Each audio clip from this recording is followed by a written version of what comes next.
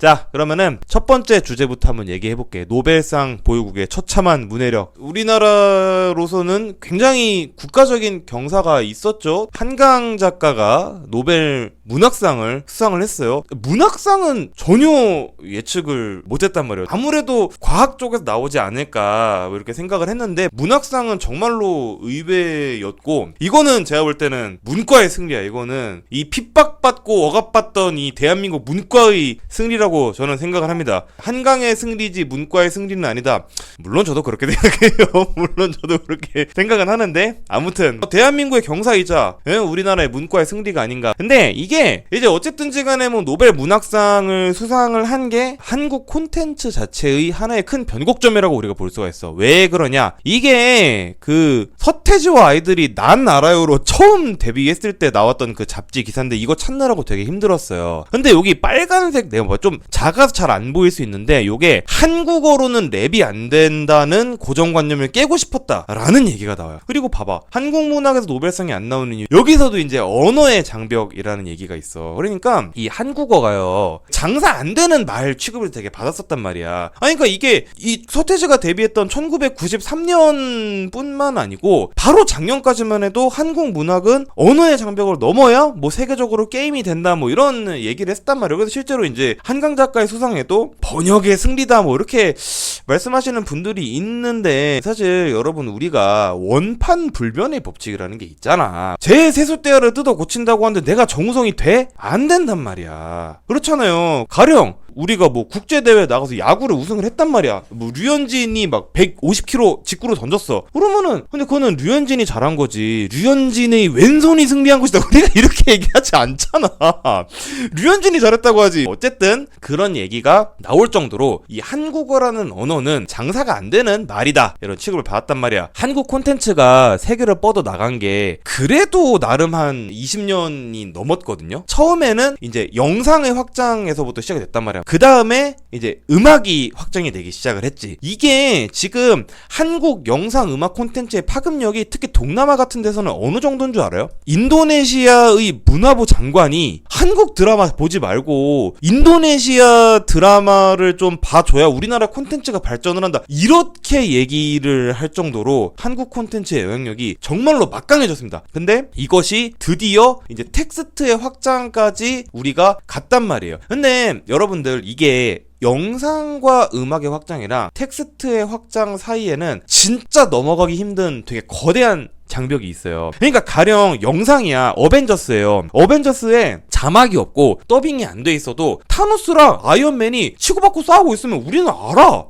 싸우고 있구나. 여기서 번역이 무슨 필요가 있어. 근데 꽁꽁 얼어붙은 한강위로 고양이가 걸어다닙니다를 우리는 한글로 보면 알지. 근데 그걸 미국에 보면 알아요? 모른다라는 거야. 자, 이거 뭐야? 우리 모두가 아는 스타크래프트 아니야? 따로 설명을 안 해도 여기 보면 알 수 있잖아. 얘네와 얘네가 싸우고 있다는 걸. 근데 우리가 이거를 문자로 플레이한다고 생각을 해보세요. 스타를 개발한 블리자드에서 이거를 텍스트 게임으로 출시를 해봐. 그러면 한국인은 미국인과 이걸 플레이할 수가 없어. 왜냐, 말이 안 통하잖아. 그렇기 때문에 원래 텍스트의 세계화는 진짜 어려운데 한강 작가님께서 이제 그거를 넘어갔다. 근데 이제 우리나라가 이렇게 노벨상을 타고 한국의 텍스트가 세계적으로 인정받는 와중에 우리나라 안에서는 엉뚱한 논란이 벌어지고 있다라는 거야. 풍력과 수도와 성명을 모르는 게 이게 문해력이 떨어지는 거예요. 이거 그냥 한자어를 잘 모르는 거 아니야? 근데 여기 되게 웃긴 게 이 위에 보면 그런 게 있어. 대인관계 및 사회생활 지장까지 초래한대. 근데 이 대인관계가 자기들끼리 대인관계에 지장이 있을까? 왜 단어를 모른다고 사회생활에 지장을 받을 거라서? 그거는 나이 든 사람들의 생각이지. 애들은 막 서로 이렇게 모르는 거 있으면 친구 가르쳐 주고,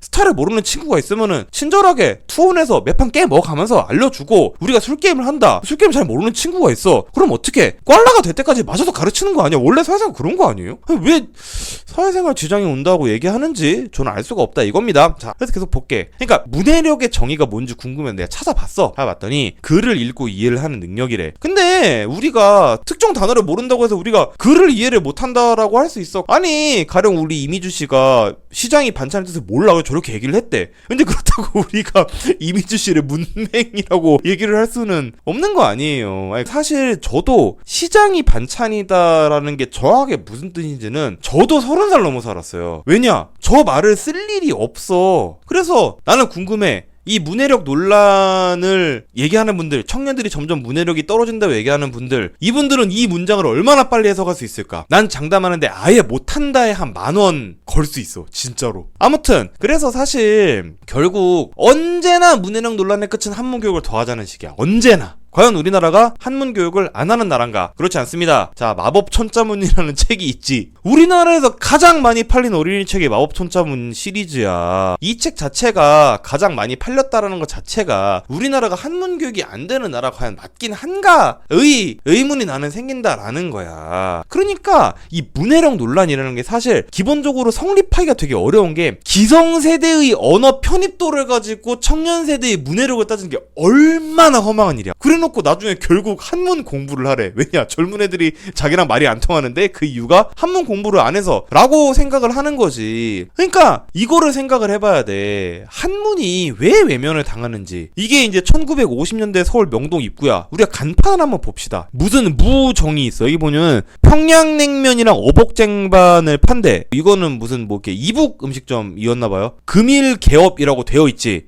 다 한자죠? 여기 봐봐. 이게 무슨 사무소라고 써있는 거거든요. 옛날에 명동은 간판들이 다 이렇게 다 한자란 말이에요. 근데 지금 명동은 봐봐. 이거 다 영어잖아. 그 말인즉슨 뭐냐, 기본적으로 한문이 이제 우리의 일상생활과 접점이 하나도 없다라는 겁니다. 그렇기 때문에 아무리 우리 그 어린이 친구들이 마법천자문을 막 몇십 권씩 사서 읽고 그걸로 한문을 다 배워도 일상생활에서 쓰지를 않으니까 나중에 가면 다 잊어버리는 거야. 그러니까 초등학교 6학년이 성명을 모를 수도 있는 거예요. 왜냐? 그냥 이름이라는 한글이 있는데 굳이 그거를 성명이라고 부르는 사람이 이제 없고 신문에도 그렇게 나오지 않는다라는 겁니다. 그렇기 때문에 당연히 사람들이 한자어를 모르는 건데 이거를 문해력으로 이제 치환을 하는 게 굉장히 웃기다는 거고, 저는 실제로 이거는 그냥 저의 생각인데 저는 한문과 단절되어 있는 한국어가 저는 더 가능성이 많다고 생각해. 왜냐면은 한자와 한글은 기본적으로 표의문자와 표문자라는 별개의 특성이 있어요. 근데 영어와 한글은 표문자라는 공통적인 특성이 있잖아. 우리가 지금까지는 요렇게만 교류를 해왔단 말이야. 근데 앞으로는 이렇게 교류를 하는 경우의 수가 더 늘어날 수 있다는 거예요. 왜냐? 내가 보여드릴게. 봐봐. 이미 옥스포드 영어 사전에 한국어 기원 표제가 이렇게 많이 올라가 있어. 근데 여러분 되게 재밌는 거 하나 보여드릴게요. 봐봐. 여기 가령 누나라는 단어 보이죠? 그러면은 영어로는 그냥 누나 이렇게 쓰면 돼. 근데 이거를 한자로 우리가 접점을 만들려고 그러면 어떻게 되는 줄 알아?